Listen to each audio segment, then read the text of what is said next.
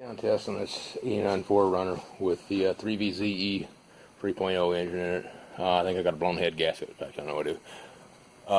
Just show you the procedure for that. First, you pull the spark plugs out, and then you put the thing in neutral, and you climb under it, and you get your timing marks, which are right here, which I highlight. I put some paint on these so I can find them, and that turn the motor over with a 3/4 inch socket on the bolt on your crankshaft pulley, and of course go clockwise.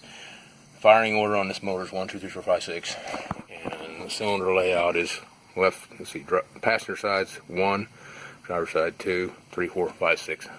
Going on back, pretty easy. You actually remember it, right? Alright, pull all the spark plugs out, which makes turning the motor over easy.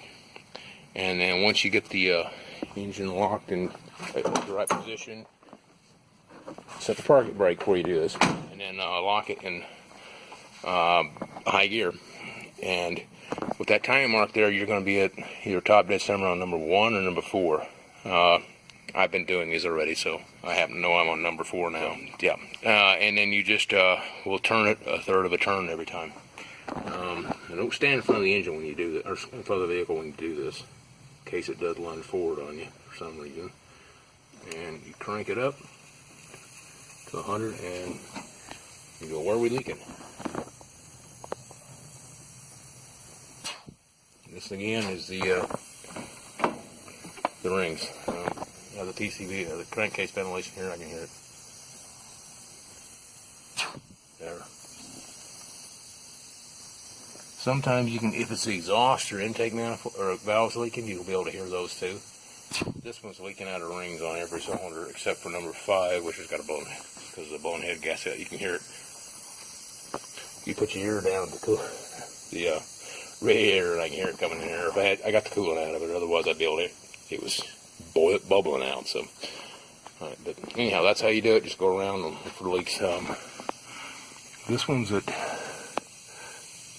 97. That's not too bad. I didn't tell you why we put the car in gear and set the parking brake after rotating it a third of a crank for every cylinder. The reason to do that, we're gonna air this thing up, and with it in gear and the parking brake set, when the piston's right at top dead center, if it's not exactly perfect, you can try to go left or right and turn the crankshaft. We don't want that happening. So that's why we put it in gear. If you have an automatic, you have to get somebody underneath there and with a breaker bar and holding on to it. So, but the manual's not too bad. This one here, wow, we're at 94. It's not really leaking that bad. And I doubt y'all can hear that.